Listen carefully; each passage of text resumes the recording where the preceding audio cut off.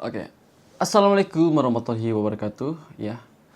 Kejadian tahun 1998 paling diingat di Indonesia adalah kerusuhan Mei tahun 98 yang memicu keruntuhan rezim Orde Baru dan berakhirnya masa pemerintahan Bapak Soeharto, presiden kedua kita ya.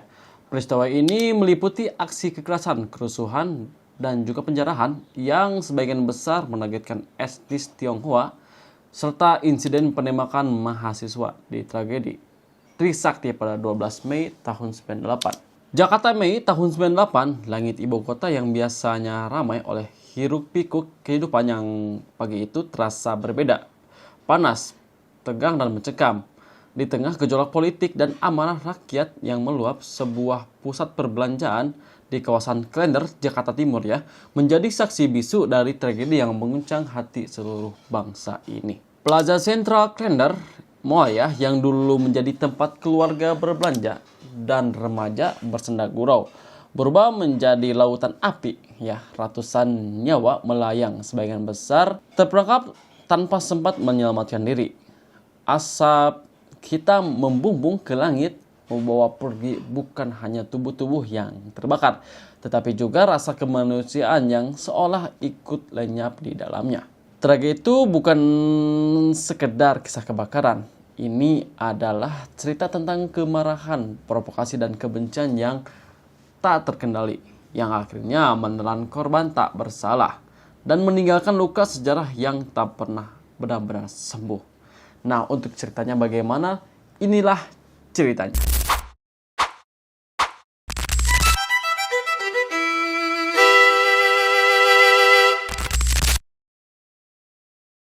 Plaza Central Klender yang terletak di Jalan I Gusti Ngurah Rai nomor 13 di Jakarta Timur merupakan salah satu mall legendaris di kawasan tersebut. Pusat perbelanjaan ini dibangun pada tahun 1989 sampai 1990 dan resmi dibuka untuk umum pada tahun 1991 dengan nama awal Central Klender Plaza ya. Pada pertengahan tahun 90-an, pemerintah Orde Baru menggalakkan program mengindonesiakan nama-nama gedung.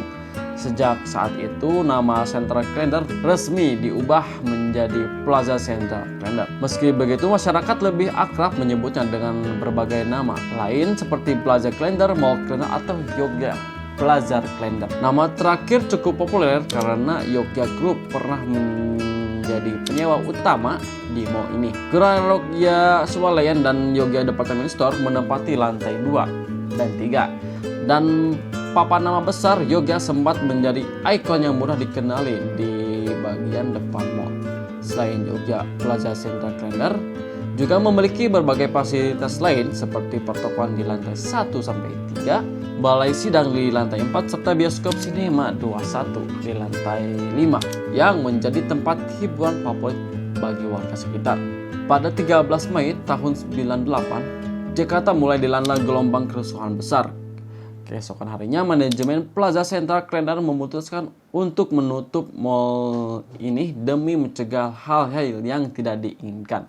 Namun justru di hari itulah tragedi besar terjadi. Pagi menjelang siang sekitar pukul 10 ya, mau ke jam 11-an, sekelompok pelajar SMA yang dipulangkan lebih awal terlibat bentrok dengan kelompok lain yang anehnya terdiri dari orang-orang berwajah lebih tua dan bertubuh kekar. Perkelahian ini kemudian meluas ke area sekitar Plaza Central Klender, menarik perhatian warga yang mencoba menengahi. Di tengah kekacauan itu, seseorang menyalakan api dalam tumpukan ban, menandai bahwa awal dari bencana.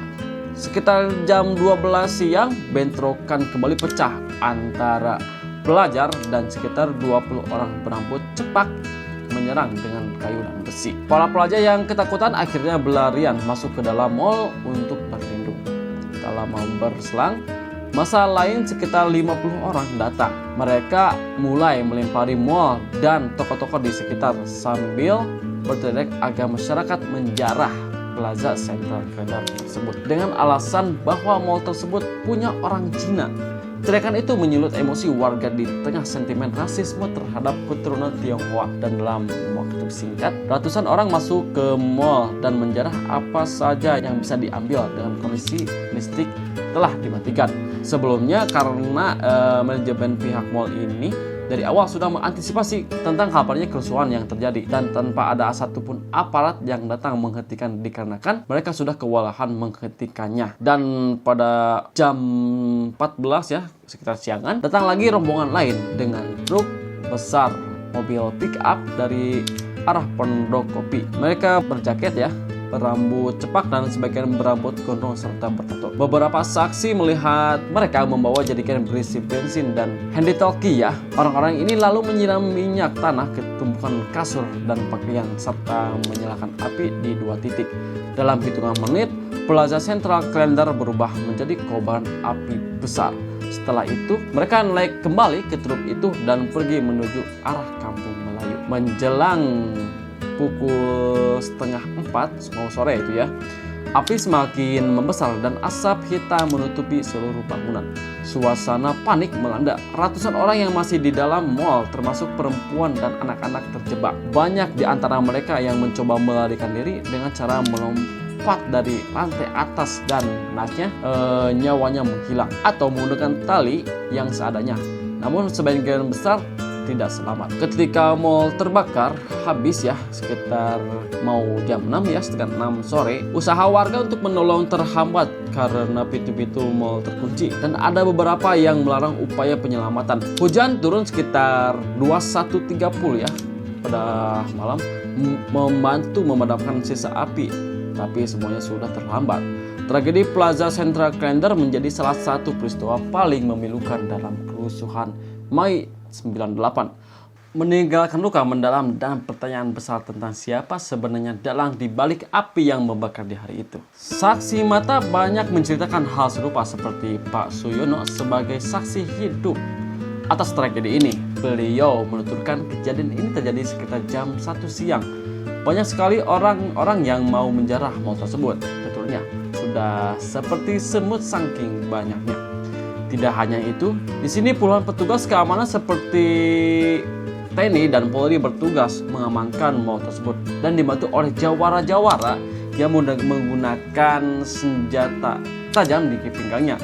Jika kalian belum tahu apa itu jawara ya, mereka itu biasanya orang-orang ahli bela diri dan disegani di tengah-tengah masyarakat. Seperti itu teman-teman. Aparat dan jawara ini membuat pagar batis untuk menghalau warga yang mau menjarah mall tersebut. Warga yang sudah tidak sabaran menunggu momen tepat waktu ya agar bisa memasuki mall tersebut. Puncaknya adalah ketika suara tembakan dari senjata api terdengar entah dari mana, dan ada orang yang berbadan tegap berteriak, "Ayo masuk, kita jarah semuanya." Akhirnya pagar betis itu jebol karena ada provokator yang mengompori warga itu. Salah satu aparat yang kewalahan akhirnya berkata, "Boleh kalian jarah, tapi jangan sampai dibakar," tutur Suyono yang katanya ingat betul salah satu aparat ya maksudnya berkata seperti itu. Kondisi mall tersebut sangatlah gelap karena mall tersebut tidak buka pada saat waktu itu ya, sehingga yang menjarah pun tidak melihat apa yang diambilnya. Mereka gak mikir apapun, yang penting apapun itu yang penting bisa dibawa saja. Mau ibu-ibu, bapak-bapak, laki-laki, cewek, mereka seperti orang gila mengambil apapun yang ada di dalamnya. Ada juga orang-orang yang mengumpulkan baju dan kasur di lantai 1 untuk memudahkan dibawa nanti. Dan tiba-tiba ada sekelompok orang yang naik mobil pick up merah ya dengan membawa jerigen bensin menuju mall tersebut. Mereka badannya gede-gede dan menggunakan seragam seperti dari kelompok tertentu. Ketika mereka sampai, mereka pun langsung menyiram baju yang bertumpukan tersebut dengan bensin yang dijerigen itu. Orang-orang juga berteriak, "Jangan dibakar, jangan dibakar." Tetapi mereka diancam ketika berusaha agar kejadian pembakaran tersebut tidak terjadi. Api pun segera membesar, membakar lantai 1 yang notabene jalur keluar satu-satunya tersebut ya, tutur Bapak Suyono. Beliau juga menambahkan lagi bahwa ketika kepulan asap melebar, Banyak orang yang terjebak di dalamnya, tidak bisa bernapas, akhirnya mereka pingsan dan tidak sadarkan diri. Terus karena lantai 1 sudah habis dilalap api, banyak juga yang melompat dari lantai atas juga ya, sampai ada yang menghilang nyawanya juga. Dan ada yang berhasil selamat dengan cara ditangkap warga ketika melompat. Mungkin menggunakan jaring atau apa ya untuk menangkapnya. Sebut ya, banyak sekali korban-korban yang berjatuhan, seperti yang terbakar, bertumpukan. Atas kejadian ini korban diperkirakan ya sekitar 400 lebih, tutur kata Pak Suyono selaku saksi hidup tersebut. Sedih banget deh kalau ingat kejadian ini. Kalau saya ikut tragedi ini, kebayang juga ya, begitulah kata Bapak Suyono tuturnya ya. Ada juga saksi ibu korban ya, yang dimana pagi itu matahari perlahan naik di langit Mall Citra Klender Jakarta Timur. Pusat perbelanjaan yang dulu bernama Yogya Plaza itu masih sepi. Di antara deretan toko yang belum tampak buka, tampak Ibu Kusmiati ya, berdiri bersama beberapa orang. Mereka datang bukan untuk berbelanja, melainkan untuk mengenang luka lama yang belum sembuh. Ia masih ingat betul hari itu, tanggal 14 Mei tahun 98, hari ketika Yogya Plaza Klender terbakar di tengah kerusuhan besar di Jakarta Timur. Hari itu Mustafa ya, anaknya ibu ini berpamitan untuk memancing, sesuatu yang sering ia lakukan untuk mengisi waktu luang. Namun sore berganti malam, Mustafa tak kunjung pulang. Hari pertama terlewati, lalu hari kedua, Ibu Kusmiati mulai cemas ya, tapi masih berharap anaknya baik-baik saja. Dan 3 hari kemudian, sebuah kabar datang. Bukan kabar baik, melainkan panggilan dari Rumah Sakit Cipto Mangkusumo ya. Mereka meminta Ibu Kusmiati datang untuk mengambil anaknya. Kusmiati pun terdiam. Ia tak paham maksudnya. Mengapa anaknya ada di rumah sakit? Bukankah kalau anaknya terlibat kerusuhan seharusnya berada di kantor polisi? Tuturnya ya, kata Ibu Kusmiati. Dengan hati yang berkecamuk, Kusmiati pergi ke rumah sakit tersebut. Namun setibanya di sana, dunia seakan runtuh di hadapannya. Terbujur tubuh Mustafa, anaknya, hangus ya, terbakar dari kepala hingga kaki. Anak saya gosong seperti kambing guling, tutur Ibu Kusmiati, menahan isak yang tak lagi terbendung. Mustafa yang baru 14 tahun ya pada saat itu masih duduk di bangku maksudnya SMP ya, maaf. Dan merupakan anak pertama yang begitu dibanggakan. Kini tubuh kecilnya hanya tersisa abu dan luka yang tak bisa terhapus dari ikatan ibunya tersebut. Kini setiap kali ia berdiri di depan Mall Citra Klender, bayangan masa lalu itu datang lagi. Api, teriakan, dan kelengan. Namun bagi Ibu Kusmiati yang paling ia kenang bukanlah kobaran api, melainkan senyuman terakhir Mustafa yang sempat berpamitan.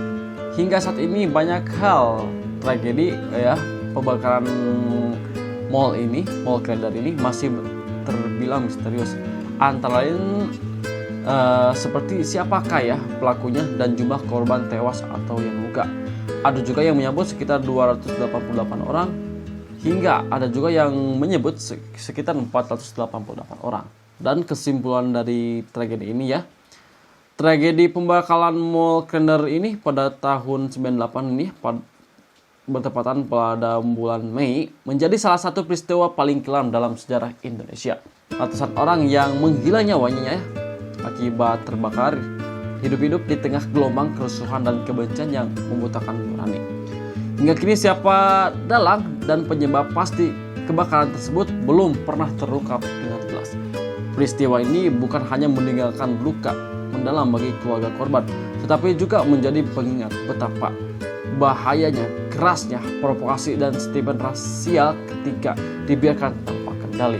Begitulah untuk cerita kali ini. Mudah-mudahan ya keluarga korban diberikan ketabahan yang tinggi dan juga kelapangan dada atas tragedi ini. Kami mohon maaf bila ada kesalahan dan assalamualaikum warahmatullahi wabarakatuh.